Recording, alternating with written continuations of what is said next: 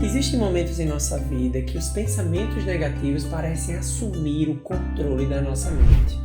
E no desconforto que eles causam, a culpa e o medo parecem brotar no meio deles, nos contaminando terrivelmente. Neste vídeo eu vou te mostrar 4 grandes combustíveis dos pensamentos negativos que precisam ser combatidos para uma vida com maior equilíbrio emocional.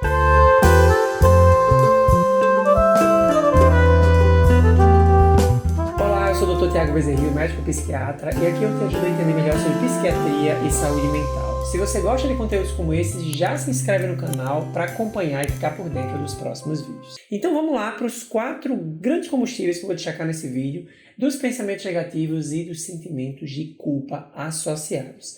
O primeiro ponto vou começar com uma pergunta para você. O que você pensa define quem você é? Essa é uma pergunta muito importante, mais importante até do que pode parecer, porque muitos de nós vivemos desde muito cedo com esta crença de que o que nos define, o que define a nossa identidade é o que a gente pensa. E isso é uma grande falácia por uma questão relacionada à mecânica, à natureza dos próprios pensamentos na nossa espécie, a espécie humana. Acreditar nessa tese acaba sendo um grande alimento para pensamentos invasivos, destrutivos e negativos. Vejam que pensamentos eles podem ter, muitas vezes eles têm uma certa vida própria. Tanto é que existem uma avalanche de pensamentos intrusivos que entram na nossa mente sem pedir licença, sem bater a porta, e todos nós certamente em algum momento somos acometidos por eles. E além disso, existe um outro princípio importante no funcionamento mental, que é os pensamentos são muito contaminados pelo estado de humor. Então, por exemplo, um humor mais depressivo, se você está num momento da sua vida, seja de forma patológica, numa depressão, ou não, apenas de uma forma reativa, se você está numa fase de mais tristeza, de mais desânimo, percebendo aquele humor mais para baixo, você tenderá a ter mais pensamentos negativos. O humor é o pano de fundo dos nossos pensamentos, ele é um determinante, ele é um contaminante da nossa forma de pensar e de ver o mundo. Então, não dá para dizer que os pensamentos definem a nossa identidade. O que realmente define quem a gente é, a nossa natureza, são as nossas atitudes e os valores que nós cultivamos, os valores que nós acreditamos. Isso é o que realmente define.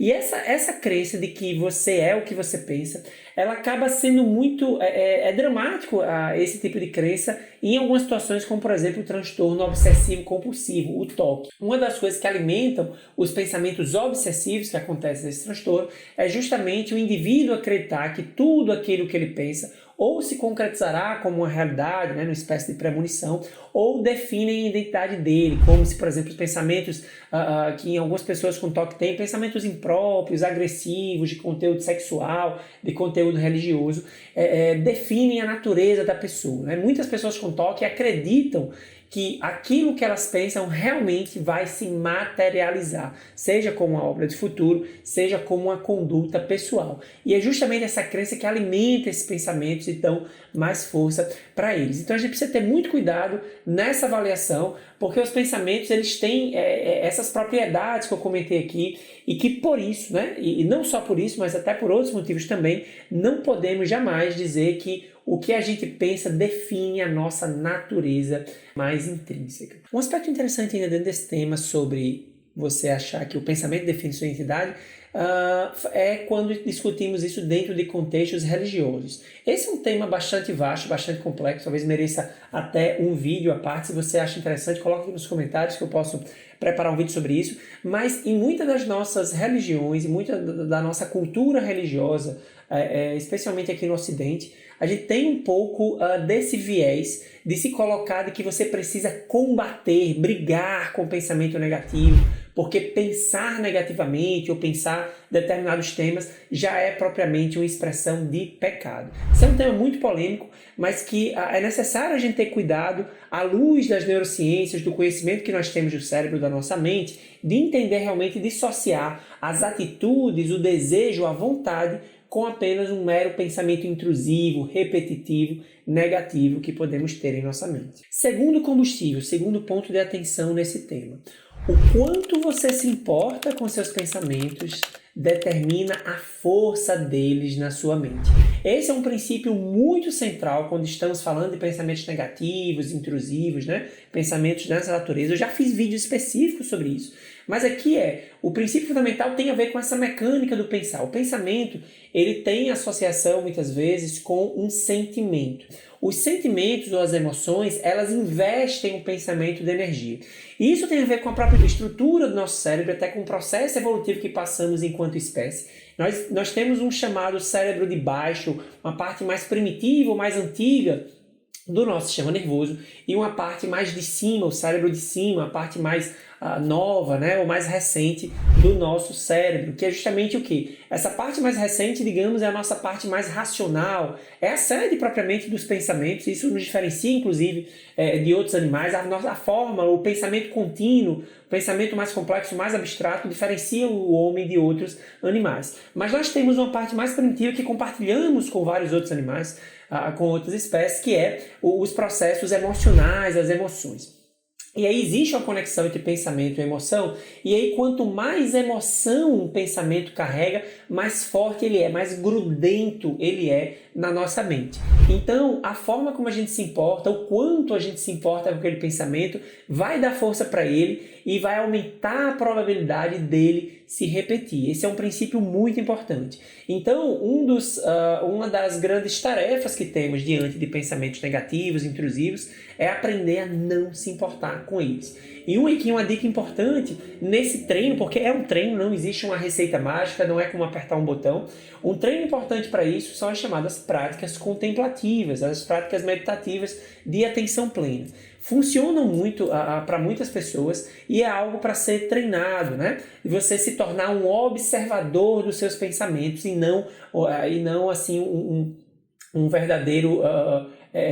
você tá com a mistura com esses pensamentos, né? Os pensamentos chegam e você se agarra com eles e você vive eles como se fossem realidades absolutas. Então você precisa entender que a parte primeiro de um entendimento desse processo e realmente praticar esse método de realmente ser um observador do pensamento. O pensamento chega na sua cabeça, por mais perturbador que ele seja em termos de conteúdo, você vai conseguir, né? Você precisa conseguir não se importar tanto com ele. Às vezes não tem como ser 100% não se importar, não tem como chegar num estado pleno de desapego, mas esse é um caminho necessário para que a gente consiga não se afetar tanto com esses pensamentos e diminua a recorrência deles. Porque, como eu falei, quanto mais você se importa com eles, mais eles ganham força e maior a probabilidade deles se repetirem ao longo do tempo. Então veja que você precisa aprender a não se importar com os pensamentos negativos, mas você precisa se importar em dar o like aqui embaixo, ajudar esse vídeo a chegar a mais pessoas, compartilhar com aqueles que possam ter interesse e fazer com que essa mensagem chegue o mais longe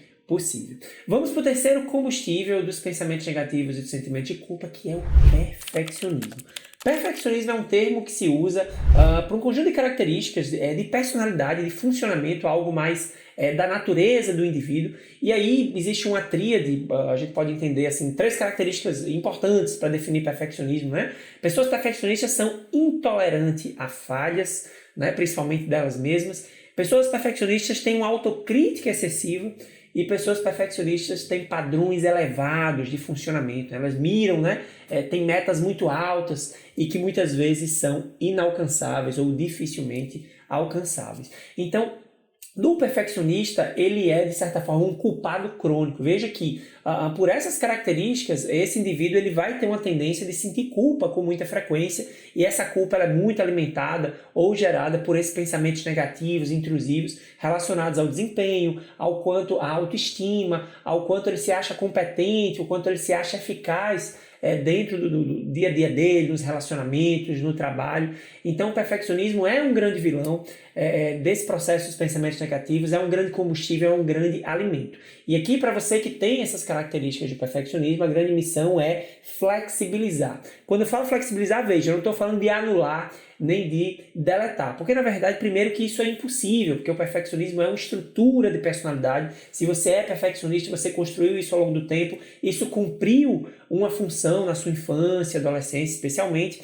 e de alguma forma ainda cumpre uma função disfuncional muitas vezes na sua idade adulta, mas não há como deletar, mas há como flexibilizar a partir do entendimento de você conseguir se flagrar os momentos em que você está sendo rígido, pouco flexível, nos momentos em que você está numa zona de desconforto e de sofrimento em função do perfeccionismo e conseguir flexibilizar essas características. Esse é um treino, não é simples e muitas vezes é útil buscar ajuda profissional para esse processo. E quarto combustível dos pensamentos negativos, dos sentimentos de culpa, é a crença. Eu sou uma farsa. Muito cuidado com essa crença, eu sou uma farsa. Aqui nós temos a famosa síndrome do impostor. Síndrome do impostor é caracterizada por autocrítica excessiva, medo de ser exposto, especialmente como fraude, como fracasso, atribuição do sucesso, do seu próprio sucesso aos fatores externos, nunca a você mesmo, e as dificuldades em aceitar elogios. São 4 características aí que podem definir a chamada síndrome do impostor. Veja que se você notou alguma semelhança com o perfeccionismo, que eu falei agora há pouco, não é uma mera coincidência, existe uma relação muito próxima, né? Pessoas perfeccionistas têm uma maior tendência de viver essa síndrome, essa crença. Quando eu estou falando em crença é um termo importante, é um termo-chave quando a gente está falando dos processos emocionais, dos processos mentais, porque nós somos, né, o nosso funcionamento, ele tem a ver com um conglomerado, um conjunto de crenças, né? Crenças é justamente essa forma da gente enxergar o mundo, nós mesmos, e a crença é formada por um conjunto de regras. Todos nós, sem exceção, temos crenças sobre nós, sobre o futuro, sobre as pessoas, sobre como as coisas funcionam. É através das crenças, as crenças são os óculos através do qual a gente enxerga a realidade. E as crenças, elas são construídas especialmente na infância, na relação com as pessoas importantes da nossa vida, ali nos primeiros anos de vida, e isso vai ainda acontecendo ao longo do tempo. Na infância e adolescência é um aspecto crítico para a formação de crenças. E as crenças formam também a estrutura de personalidade.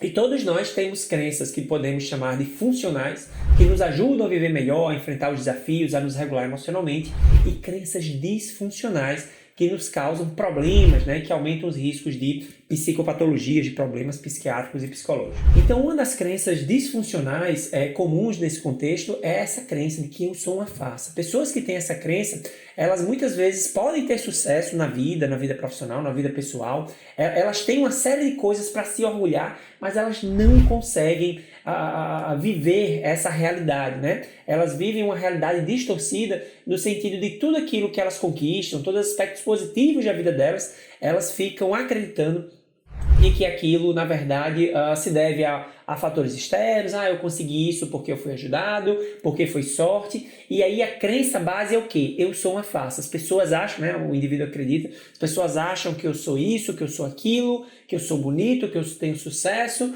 mas eu não sou nada disso, né? Então essa pessoa tem sérios problemas, né? Veja que a base disso, existe uma base de autoestima precária, né? E essas pessoas, elas tendem a sofrer com frequência com sentimento de culpa, com pensamentos negativos. Então, identificar essa crença em você é um primeiro passo para conseguir flexibilizar. O conceito também é o termo que eu usei lá no perfeccionismo, flexibilizar essa crença, desconstruir, enfraquecer essa crença. Isso é o que nós devemos fazer com todas as crenças disfuncionais da nossa vida. Identificá-las, perceber o prejuízo que elas causam nas nossas vidas e partir para um processo de reestruturação dessas crenças. Aqui realmente pode ser muito relevante uma psicoterapia, né? A grande ferramenta terapêutica que temos na reestruturação de crenças é uma boa psicoterapia, especialmente de base comportamental ou cognitivo-comportamental. São as que têm melhor evidência nesse processo de reestruturação. E assim chegamos ao final do vídeo de hoje, em que eu discuti com você 4 elementos, 4 combustíveis, 4